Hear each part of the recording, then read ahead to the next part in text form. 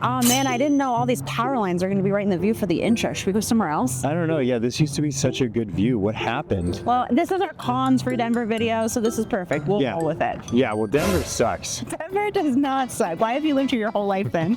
I guess that's true. I did go to summer camp for a couple months for a couple summers there, but other than that, I've never left. But look at it. They're always putting up power lines and stuff. Whatever. You are here to stay, and you love Denver. We love Denver. But hey, there are cons about Denver that we absolutely have to make you aware of if you're thinking of moving here. You got to know about the bad things before you take the good. So we will break all that down, and we're not just going to stop at it's expensive, because it is expensive, but there's so much more. There's so much more to the expensive thing. It's not just to buy a house, but it's all the ways that Colorado is coming to get your home.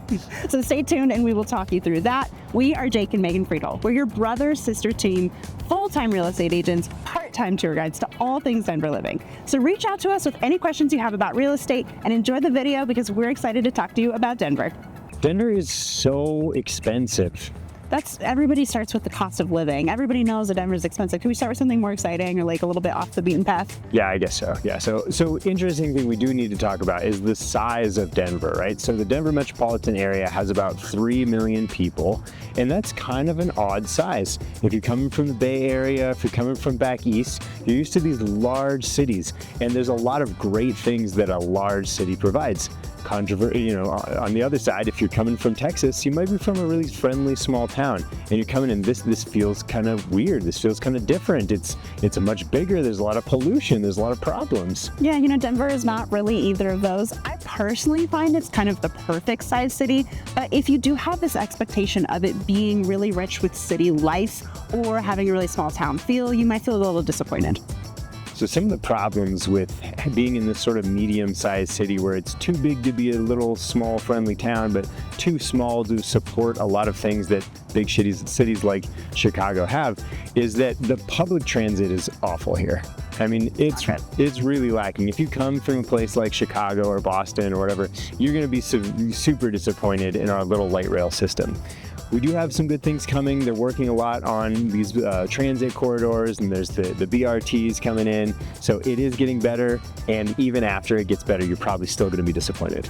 Yeah, so we do have like the light rail station, and for a lot of people that serves them pretty well, but it's true, it's not really the best top tier transportation system. And we are still very highly car dependent. Absolutely, and that's partially because it's a really sprawled out city. It's not super big, it's not super small, but everything is kind of spread out. So even if you find a really walkable neighborhood, like say Platt Park or Wash Park, which, hey, we have full video breakdowns of both of those places that you can check out anytime on our channel. But even if you find a little area like that where you can be walkable right around that region, you still are probably going to be relying on your car to get to work or to really go anywhere outside of your little pocket. Another thing is that the restaurant scene here, we get a lot of complaints about the restaurant scene in Denver, is that I think we're just not a big enough city yet to really support a robust restaurant scene. Things were getting a lot better before the pandemic, and the pandemic kind of wiped a lot of places out. So we're still in this sort of rebuild phase. And not to say that there's not good food here, but it's that there's not good cheap food here. Mm-hmm. It's like if you want good food, you're gonna spend, like $300 on a couple to have a nice dinner out, and that kind of sucks. Yeah, it's not the best for food quality. So we're getting better, we're working on that. But another thing is, I've heard the complaint that, it's kind of a small city and you can't just kind of disappear into it. Like if you are in New York, you can totally disappear in New York. There's all the boroughs, and you go to a different borough and you're not going to know anybody. And Denver's a small enough city that you're going to bump into people quite often. What's funny is I've heard that as a pro. Like I've had people be like, I love that we're in the city, we're so walkable. These are my clients that are right in Union Station, and they say that they do get the repeat people in their lives. Like everywhere they go, they kind of know someone around, and they love that aspect. So it's really just like if your expectation isn't aligning with our city size, you're gonna have a problem. But if you like that in between, then you're great. And if you're looking for a smaller town vibe, all you need to do is really go away from Denver, because the further you get from Denver, the more we have these little small town communities that are totally available to you. All right, Megan, now can we talk about how expensive it is to live in this city? Yeah, go for it. Okay, so it's very expensive to live in Denver. Buying a house is the obvious one. The median home cost in the Denver city limits is about $640,000. The metropolitan area drops a little bit to $580,000. That is a lot of money for a starter home. I will say things are getting better, and it's become a place in the last couple of years where prices have backed down a little bit, and you can get a decent home in the exurbs for $500,000, but that's quite expensive. Part of the problem has been the interest rates. That is driving up the cost of living for your monthly payment. And in a time when the mortgage inflation has been 71%, incomes have only grown in the area around 14%. So the cost of living is growing faster than what we're earning. So the median income in Denver is around $92,000 a year. So with the average pricing, it's almost 7 times your yearly income to buy a home. Anywhere where that number is 4 to 5 times on the ratio is considered pretty expensive. So Denver's pretty darn expensive. Outside the cost of actually purchasing the home, it's a very expensive place to live for a number of other reasons. The homeowner's insurance, which we'll get into in a little bit, is very expensive. Car insurance is very expensive because you have to do a lot of driving in the Denver metro area. Most couples need to own 2 cars unless you're living really in the city. Maybe you can get by with 1. But car insurance is really expensive because of the hail and lots of other problems and the heavy use of cars. Gas isn't too bad here, actually. If you're from California, you're going to think it's cheap. If you're from Texas, you're going to think it's a little expensive. Then you've got the groceries, which are more expensive than average. Restaurants and drinks and coffees are more expensive than average. All these things add up, and they contribute to the overall cost of living in Denver being about 12 to 15% higher than most of the country. There's so many more things that are way more expensive. We actually did a full video deep dive on the cost of living in Denver, so make sure you check out that video. We're gonna end this boring part of the video out now so you can find out more of the nitty-gritty. One tough thing about moving to or moving around in the Denver area is that the Denver real estate markets can be very difficult to understand. And I say markets because that's exactly what we have. Every single neighborhood has its own market. Every price range has its own market, and they're all acting, especially right now, and behaving differently than each other.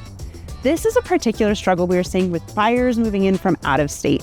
They're coming here and they're saying, we just had this buyer come in. They're living in Camas. They came here and they were having such a shock trying to understand these different markets because it felt like every home they were putting an offer in on was going for over asking. They were up in bidding wars against multiple offers. And they were looking at other areas and other price points that were not seeing this. They were maybe even having 50 days on market on average and one single offer coming in below asking price to be the winner. Well, that's because right now there are certain neighborhoods that are performing really well, and there are certain price ranges, particularly the luxury price range, right around $1 to $1.2 million, are booming. They're seeing a lot of competition, especially in the spring environments, and that's not always true for other markets. And I had some sellers earlier this year that was talking to a friend of hers in a different neighborhood. She was kind of modeling her sale on her friends. And her friend's sale took a long time and it really struggled to get a close to listing price value. That wasn't even because they really overpriced it that much. It's just because that neighborhood was moving slowly. But her neighborhood was hot. We got that sold much quicker and for above asking price. So it can be really disorienting. And that's where we shine. We really come in with the guidance. We are familiar with the different markets of different neighborhoods and can really sit with the research and data to you to make sure you're pricing your home exactly right. We've got our fingers on the pulse of this market and we're here to help you with that. While we're talking about the market, we got to talk a little bit about what's happened in Colorado since the pandemic. So during the pandemic, Denver metropolitan area especially, but all of Colorado experienced this insane increase in values. I'd say like something in the neighborhood of 40+%, depending on the neighborhood you're in, which was crazy. And all of the cities across the country that experienced an insane hike in values are now giving a lot of that back over the last couple of years, because now we have these high interest rates and the market is just not sustainable as high as it was. So this is kind of a problem in Denver. Generally, Denver actually outperforms most of the nation in appreciation, but right now we're really getting kicked in the teeth and we're giving a lot of that 40% back. In fact, I'd say over the last couple of years, we've probably given back Depending on the neighborhood, again, it varies widely, somewhere between 10 and 20% for some neighborhoods. Now, we did experience a very hot spring just now, and we believe that Denver is on the mend. We are on the road to recovery and going to start experience price growth again. But the good news is we're kind of right in the starting of that on the mend moment. And right now there's still tons of concessions and still a lot of negotiation capable when you're buying a home. So if you're coming here, this is actually a good thing. And something interesting to note is when you're on Zillow looking at what homes sold for, something Zillow does not record is seller concessions on private sales. Seller concession is often given to buy down the interest rate or cover the cost of closing or even cover the cost of some repairs on inspection. And that number is just not generated and shown publicly on Zillow.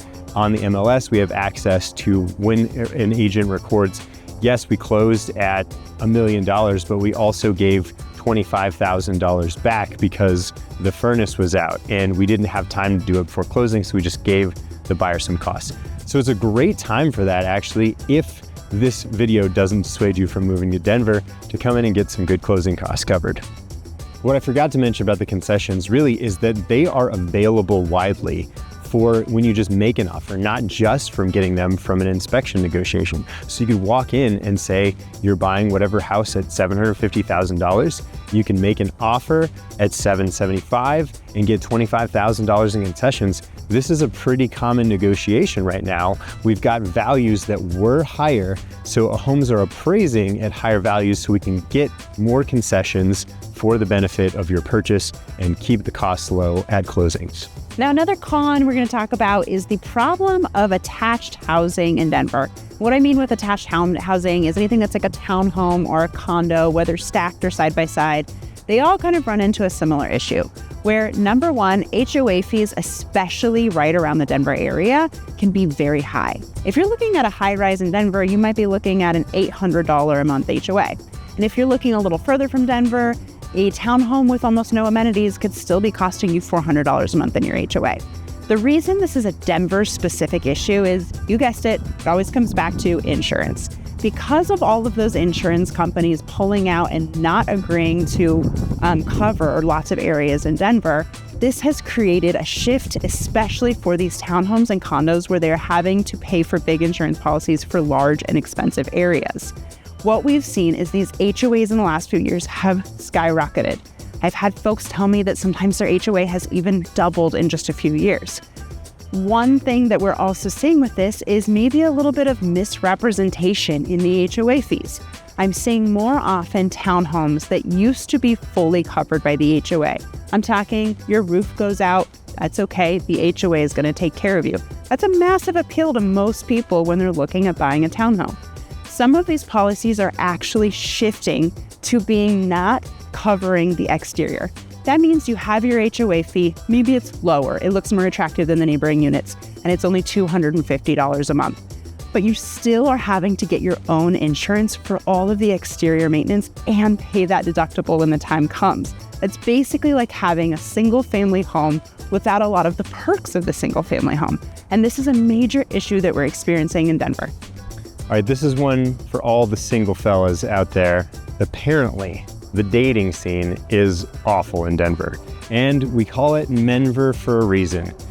So the funny thing is, while the overall population is only like 100 women to 101.8 men, the reality is that there are more men in their 30s and 40s and less women. So for you ladies, this is actually maybe a good thing. And for you men, maybe it's a struggle. And I don't want to forget about the LGBTQ community. From what I hear, it's actually a difficult city for gay men to date as well. So even though there's a flood of men, I don't think that, from what I hear around the streets, is that it's not a great selection. Now, honestly, as a guy who's been married for a while now, I kind of look back at those single days and I think, yeah, but I was so dumb and I was so bad at dating. And I always wonder, like, is this reality or is this just people suck at dating? So I don't know. You'll have to putz around on the Reddit scene, maybe come check out A Night in Town and see what it's like to get out there and meet some folks. But this is highly reported from personally my single friends and across Reddit that it is a tough dating scene. And closely related to the dating scene is the nightlife scene in Denver. The interesting thing is Denver is a very early night out city. Like, you're not gonna find tons of robust late night stuff. Like in Chicago or New York, things are happening all night long. It really shuts down most nights of the week in Denver at around midnight. And that maybe is kind of late sometimes too. Friday and Saturday, you're gonna find late things, but you have to seek them out. It's not a great place to just be kind of stumbling along through the city and running into the next thing to do. You have to know where you're headed next. And this is widely reported by a lot of people on the internet, and this is my personal experience, not that I almost ever go out anymore, but you really have to know, and you have to be in the right pocket in order to go from place to place. And if you don't know what's happening next, you might find yourself just kind of stumbling along wondering, where is everyone in this city? Well, the nightlife as a whole is pretty lame. We do have some really good dance scenes, like the electronic dance scene is really good. Lots of good EDM folks. I swear like half of my friends are DJs on the side as a sort of passion project. And the social dance scene, if you're into something like social, like ballroom dance, like blues dancing, zouk dancing, salsa dancing, all those things are really strong in this community. But in the overall, just as a term in general, like going out and finding a dance club, it's not amazing, and there's only a handful of places that are really great for that. While you're in town checking out the dance scene, if you're interested in that social dance scene, I am a regular sponsor of a couple of really awesome social dance nights. Number one, shout out to my friends at Mojo Mondays, which is a blues dance scene. Every Monday night at the 11th Avenue Hostel, they have a beautiful space, a nice dance space. It's a super welcoming and loving community, and you get a little lesson at the beginning of the night, and then you can dance and make new friends. It's one of the most welcoming communities in Denver. And I would say very similar things about my friends in the Zouk community. That's every Thursday night at the Denver School of Social Dance. And then there's so many nights that are available at so many other places. At the Pearl, which is formerly the Mercury Cafe. Now the Pearl, you've got swing dance nights, tons of dancing anyway. That's enough positive stuff in this Do Not Move to Denver video. All right, Megan, another thing we got to touch on is the 6th worst air quality in the country, ranked here in Denver. Yeah. Air quality is really bad. It's a unique situation that happens. It's like the mountains kind of trap the pollutants in so they can't disperse normally or evenly. So we've got this kind of bowl situation where Denver sits. And then the cold air kind of traps all the pollutants down. We have a high reliance on car transit here. So we just have this weird kind of number of things coming together to make the air quality really bad. Yeah, and I guess like the sunlight's making it worse. We already have thinner air, in the first place. I have to say, obviously, I've always lived here, but I have traveled other places. This isn't something that has ever really hit my radar. It's not something that I've heard my clients complain about on the day-to-day. So this is really something that I can't verify, oh yeah, this is a big problem for us here necessarily.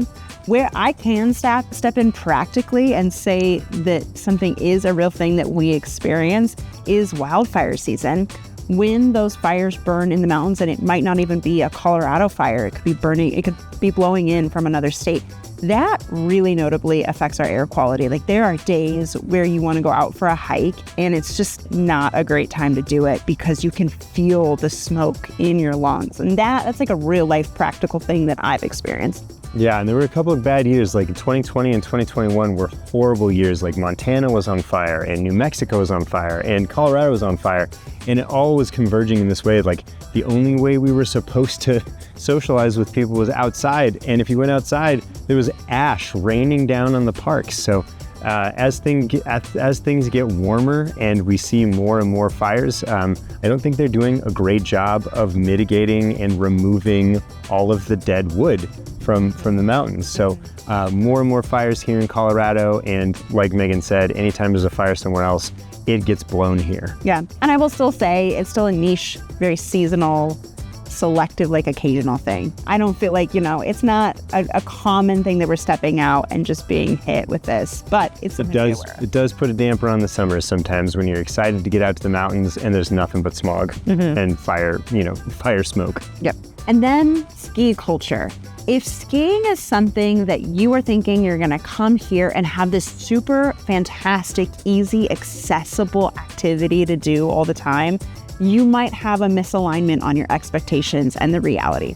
The truth is, Denver and most of the Denver suburbs are not a super fast, easy drive to the mountains. No, it's like 2 hours in zero traffic, which there's never zero traffic. Yeah, and for us, we have the ability to occasionally take like a Wednesday because we're out showing properties and doing open houses Saturday and Sunday. And so Wednesday, pre-kids, that would have been a great time for us to go hit the mountains. And I'll vouch for that being an exceptional experience. It cuts your drive time down a lot, and then you're not sitting in the traffic, you're not frustrated, and then when you're on the mountain, it's less crowded too. But the reality is, most of our weekend warriors, that's not a realistic thing. And so not only are you up against the drive, you're up against the traffic, and we always got to bring it back to cost. Yeah, skiing is very expensive. If you plan on skiing regularly, you have to get a ski pass, which are still getting very expensive every day. But if you want to do just a day pass, it's going to be like $250 just to get on the lift. Mm-hmm. And that's pretty freaking expensive. Not to mention food. If you don't bring your own food, last time I was at Breckenridge, I got a salad for $35. Mm-hmm. It's insane. Yeah, so you've got the food, you've got that, and then you've also got your ski rentals. If you got to get your snowboard or go get your ski, you either have to rent that or pay for it, and then you've got your helmets and all of your snowsuits and your gloves, and you want good quality ones, especially if you're going to be, middle of the winter skiing, because as sunny as it is, it still does get cold up there, so you really want quality gear. So all of that starts to add up, and I'm not here to harp on ski culture because I love skiing. It has been such a big part of my Colorado experience and why I love it here. I think going out and seeing all of the mountains and being in the sunshine and being with your friends and doing something active, quintessential Colorado culture. So I think it's worth it personally. But I think if you're coming here and you're thinking it's going to be so easy, so accessible. Like you're just going to trip, fall, and end up a full-time skier. It's not going to happen. Exactly. Oftentimes when I meet people and I'm out of state and they're like, oh, you're from Denver, you must ski. And I'm like, a little bit. But when I was a kid, we were too poor to ski. I didn't start skiing really until college. So we became adults. Yeah. So it's going to be a hump that you have to get over. You have to invest in your ski equipment and you have to figure out that pass. You want to buy it right now every year because now is when it's the cheapest before, now being April, when you buy it for next year's season. Mm-hmm. Colorado is out to destroy your home, and there's so many ways that it can get you, starting with the very soil in which your home is built. So Colorado is filled with a sort of clay called bentonite, and aside from being a beauty product that makes your face look really nice, it also expands and contracts when water hits it. So water hits it, it gets bigger, and it pushes on the sides of your foundation, and this can mean extremely bad, damaging problems to your home.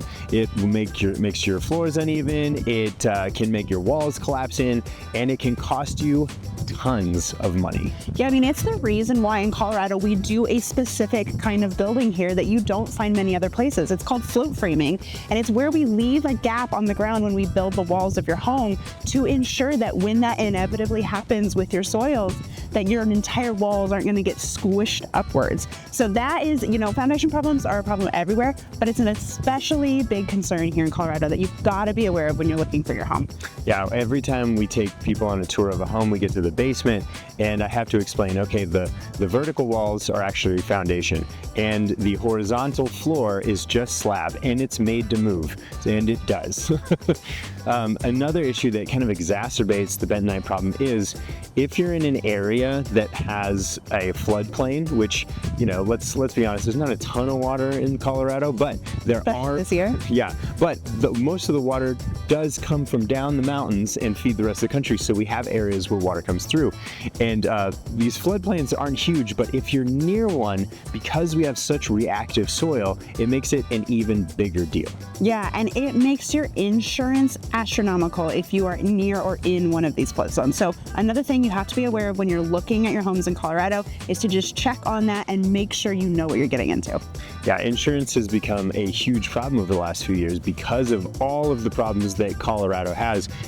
Like 5 or 6 of the major insurance companies left the state, which has increased all of the costs because there's fewer companies that are willing to cover out here. Yeah, it's been a major problem that we've kind of seen across the board, and it brings us really nicely into the next big threat to your home, which is hail. In Colorado, we have a hail season, usually in the spring, where the homes pretty regularly get pelted with hail.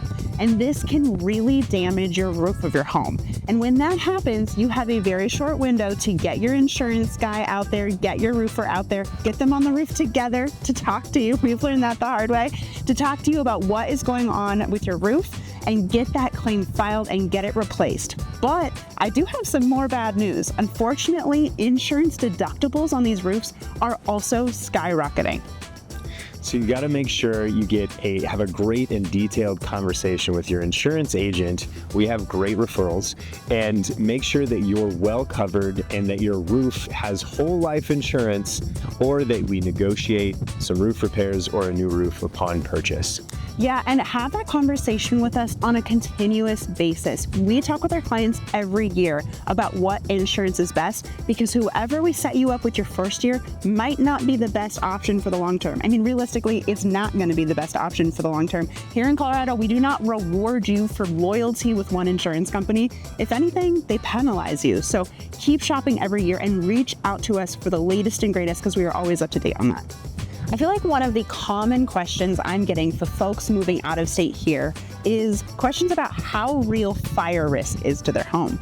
People are reading the headlines. A lot of the time, Colorado is on fire. It's a pretty hazy day right now, actually. Yeah, and after the winter we had this past year, everybody's pretty nervous about what fire season looks like. But here's the reality. If you're looking right in Denver, your risk of fire knocking out your home is pretty limited. Where we have a really high fire risk is out in the mountains, and any kind of property where you have a lot of brush and unmaintained trees and shrubbery. Those really need special attention. We actually have a fantastic fire mitigation company to recommend to you. They're called Tree Beavers, and they focus on reducing this risk as much as possible. It's something that you might even have just to get an insurance policy on your home, is to do that mitigation. And it is amazing statistically how if you actually just do the recommended fire mitigation around your home, how you'll have these homes where like a home is untouched, home across the road didn't do their fire mitigation and it burns down. Yeah, and I won't say that it only is these mountain properties that you have to be worried about that. If you go in to look in the fire map, we'll throw it up on the screen here, you can see that this risk is even existing in Castle Rock, which I would consider a Denver suburb. So it's something that you do need to be aware of, and you need to be checking out in your insurance policy, and just be looking at this map when you're checking out things and weighing the pros and cons of being in these areas. And while we're on insurance, further ramifications of this fire problem is that your insurance is going to be kind of insane in the foothills and the mountains area. I have a client who lives in Evergreen. I helped her buy the home there, and I was just checking in on her. I was like, hey, how's your insurance doing with all this, the insurance companies leaving recently? And she said, oh, it's terrible. My insurance is $8,000 a year. I was like, oh my gosh, that's way too high. Talk to my insurance guy. So she called my insurance guy, and he was like, oh yeah, we could quote that for $4,000 a year, but we don't quote that area. So basically, a lot of shopping around, the best pricing on that is something around $8,000 a year, which is more than double what you would be down in the city of Denver. Yeah, I would say there was a moment in time when I was looking at the property insurance deadline on the contracts and thinking, how often did we really have people terminate on property insurance? Almost never, yeah. Yeah, so this is a whole deadline created for you as a buyer, where if you have any issues with your property insurance information, you can terminate that contract and go find another home. And I almost never ran into that situation happening, but it's becoming a more real thing. So you have that due diligence period to go get your property quote. And if it is astronomical and it breaks the bank for you, you have that opportunity to get out, and go find something else. While we're speaking about termination deadlines, we should talk about you can terminate the deal on understanding your fire escape routes. So something huge to think about is if you're buying in a neighborhood in the foothills, is there more than one way to get out of the neighborhood if there's a fire? Because if there isn't, you could be stuck. And if you're interested in the foothills, we have a great fire guide that kind of ranks, how good of fire mitigation each area of the foothills has. If you'd like, comment fire in the comments here and we'll send it your way. Yeah. While we're on the topic of fire and heat, let's jump into sun and the damage it has on your home. So yes, we have the beautiful sunny weather in Colorado. Even when it's snowing, it's usually sunny. And that's amazing. I wouldn't trade it for anything, but it definitely wreaks havoc on your home. So a lot of time, it depends on what orientation your home is facing, but a lot of time it is hitting one side directly of your home. And maybe that side only is the only part that is in need of a paint job replacement. You can get away with just doing that one side, but you might have to do it double as often as you were thinking of just because of that direct hitting. It can also damage your windows on that side of the home more quickly. And we even have a story where one of our clients a couple years ago bought a home and one of the windows in there the light was hitting it so directly that it melted part of her laptop. And tying it back to fire, I had another client many years ago who actually previous to meeting me, she owned her home and the same kind of thing happened, but it was hitting her water filtration system, and that glass refracting the light caused a kitchen fire. She had to completely redo her kitchen. So be aware of where the sun is and get some good blinds on that side.